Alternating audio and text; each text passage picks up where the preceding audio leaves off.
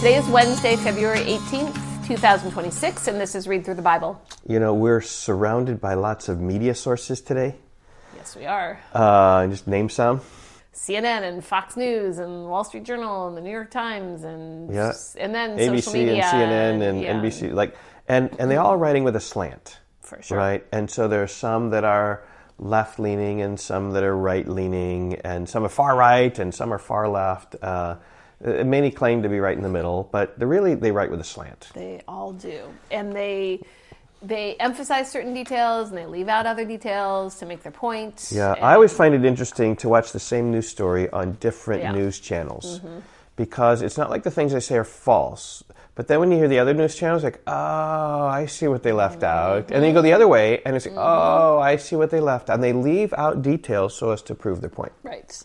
Okay, so we bring that up because... That's what's happening here in 1st and 2nd Chronicles. Yeah.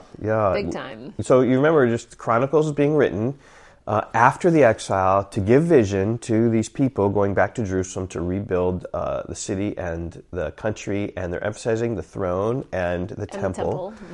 And they focus on the good of the good and the bad of the bad.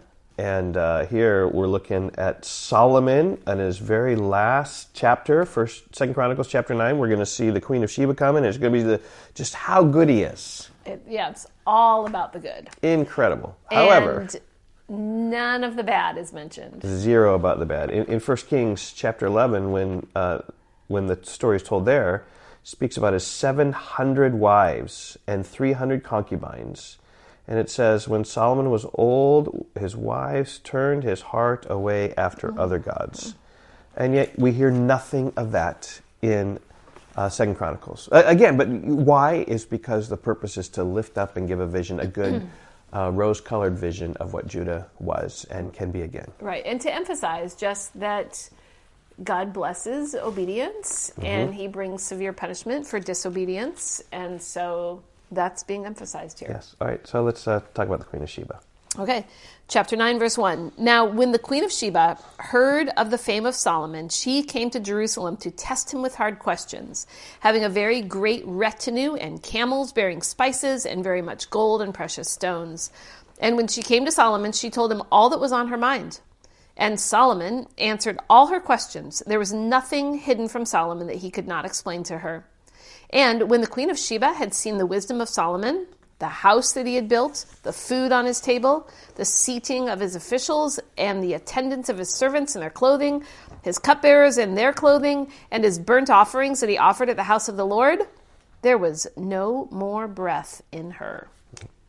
She was blown away. Yeah, stunned. By his wealth and his wisdom. I love then her commendation here in verse 5. And by the way, we were talking a couple days ago about the redwoods. And how I always counsel people, before you die, see the redwoods. You say, oh yeah, they're just big trees. Right? You can't, it doesn't work. It's not that simple. No, it's one thing to hear about it and kind of look about it, but when you see it, you will be breathless as well when you see the redwoods as well. So if at any possible, travel to the San Francisco area, see the redwoods, and you'll have the same experience the Queen of Sheba had here. Verse 5. And she said to the king, the report was true that I heard in my own land of your words and your wisdom. But I did not believe the reports until I came and my own eyes had seen it. And behold, half the greatness of your wisdom was not told me. You surpassed the report that I heard. Happy are your wives. Happy are these your servants who continually stand before you and hear your wisdom. Blessed be the Lord your God who has delighted in you and set you on his throne as king for the Lord your God, because your God loved Israel and would establish them forever. He has made you king over them, that you may execute justice and righteousness. And then she gave the king 120 talents of gold and a very great quantity of spices and precious stones. There were no spices such as those that the Queen of Sheba gave to King Solomon. Spices were highly valued back then. Yeah.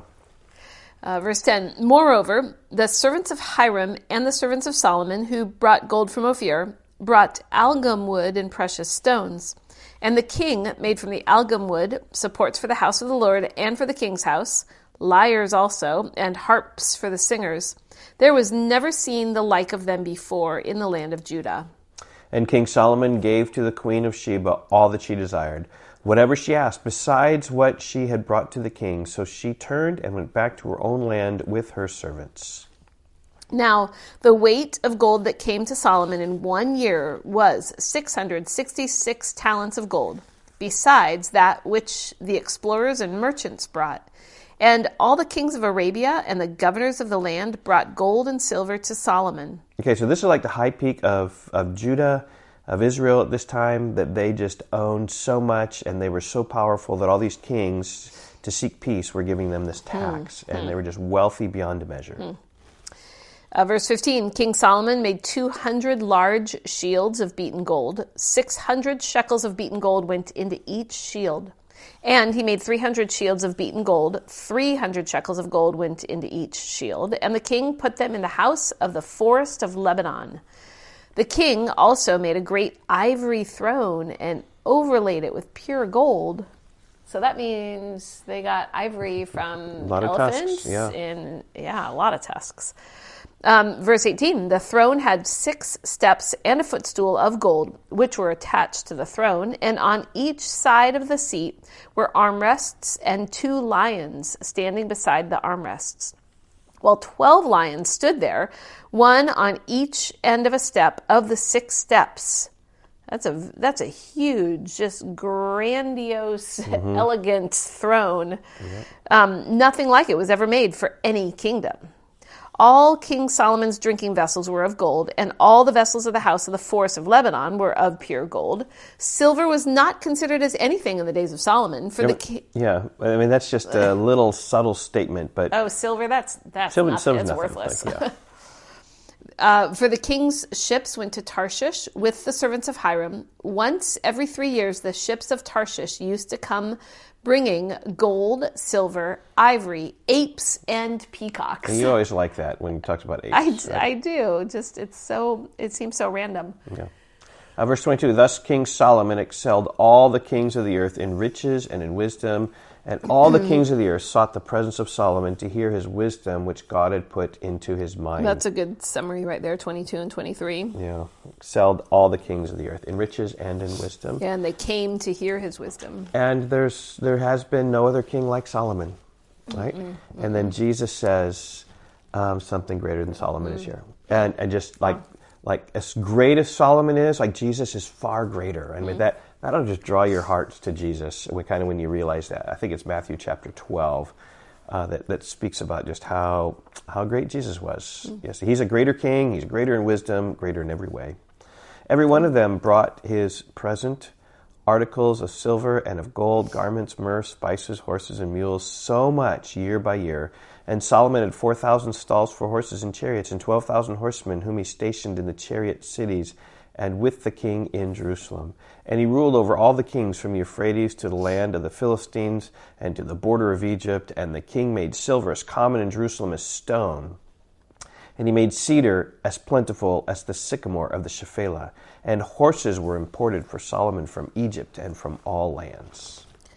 All good. The good of the good. Here it is. Verse 29. Now the rest of the acts of Solomon, from first to last, are they not written in the history of Nathan the prophet, and in the prophecy of Ahijah the Shilonite, and in the visions of Iddo the seer concerning Jeroboam the son of Nebat?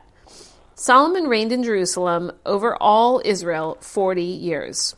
And Solomon slept with his fathers and was buried in the city of David, his father, and Rehoboam, his son, reigned in his place. Okay. Verse 30 says he reigned 40 years, and I don't know that we've really mentioned this much for a while anyway, but Solomon reigned for 40 years, and if you back up, David reigned for 40 years, and if you back up again, Saul reigned for 40 years. Yep, super easy to remember that. 40, 40, 40. Okay, so chapter 9, basically it's the visit of the Queen of Sheba, and she exclaims his wealth, and then just even a description of the wealth and wisdom of Solomon. You said a good summary would be verse 22. 22 and 23. Yeah. Okay, verse 10, now we see the kingdom split. Very helpful to think about this in times of America, Civil War.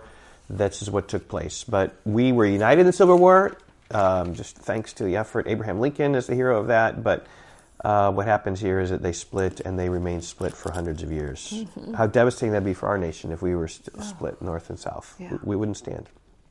Okay, verse 10, Rehoboam, this is Solomon's son, went to Shechem for all Israel to come to Shechem to make him king.